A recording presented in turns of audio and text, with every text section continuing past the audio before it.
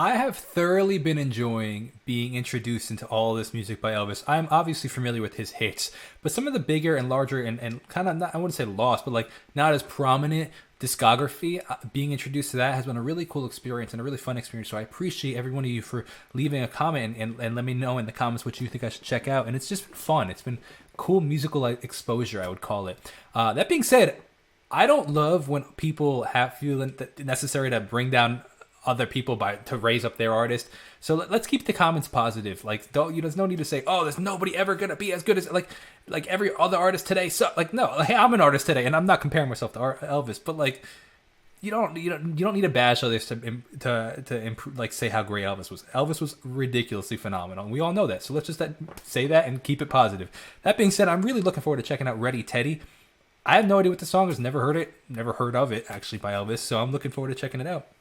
If you're new to the channel, welcome. I appreciate you checking it out. It's been time. Your time is valuable, so thank you for spending it with me. If you like what you hear, consider subscribing, and you can let me know in the comments by what you want me to check out next. And if you're not new, thank you so much for coming back. I appreciate that even more. Let's see what we got.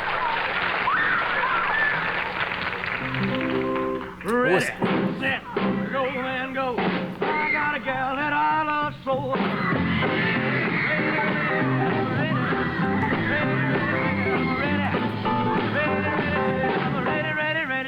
Rock and roll.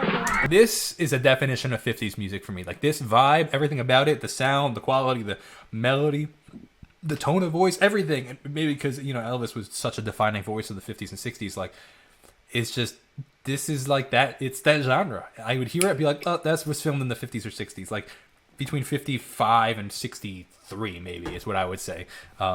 Or not even probably, because probably even late, maybe 57, maybe to 63, between that 5 or 6 year gap.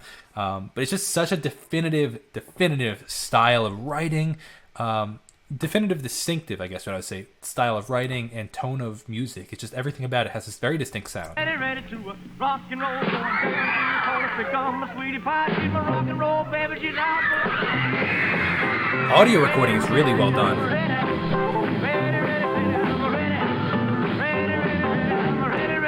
To rock and roll, not a hot step, not a dungaree dance. I headed to the gym to the sock hop ball. Facial expressions are great. The misery listen my day.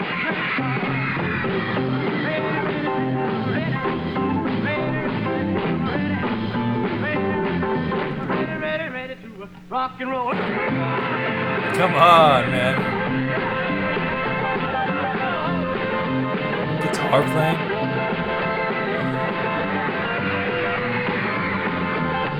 Yeah, walk down on the bass.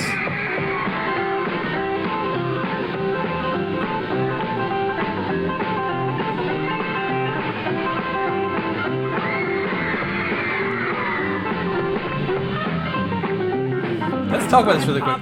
I love the instrumentation. The fact that Elvis moved out of the way and was like, "Hey, let's look at the band," because obviously guitar players doing his thing right now. Like the mix on this is phenomenal. You really hear the guitar coming through. The fullness of the production is really impressive with the piano coming through. I don't know. I don't know this, so maybe you know the answer to this. What production looked like and what what's the word? Miking looked like back then. Like now today, everybody would be mic'd. There'd be 5 mics on the drums. There'd be a kick, snare, tom, actually 7 or 8 mics, 2 overheads, and maybe one over the hi-hat, right? So that's 7 or 8 mics. Right there. Then there'd be one for the vocalist, one for the acoustic guitar, one for the guitarist, maybe 2 for the guitarist for recording in stereo, the bassist, all these things, right? Now, back then, I don't know if it was everybody had their own mics and mics on everything, or if there was like kind of more of like this overhead style microphone situation. So regardless, I'm incredibly impressed with how well it comes through. The mix on it is a really, really, really good job. Total side note, I would love to know the kind of product that Elvis is using in his hair, because his hair looks ridiculous good. But yeah, it was cool how Elvis moved out of the way and was like, let's let the music speak for a minute. And it's not just all about the words and his singing and his dancing. It's a combination of all those together. Cat's not a dungaree dog. I didn't want to jam to the sock hop ball. The dogs really jumping, the cats are going wild. The misery listen my days pretty hard. The audience is so loud, it's crazy. Ready to rock and roll. Put on my shoes, roll up my faded jeans. Rock and roll, baby, pour on this beat. Shuffle to the left, shuffle to the right. Gonna rock and roll till the early Crazy, man. Ready to rock and roll.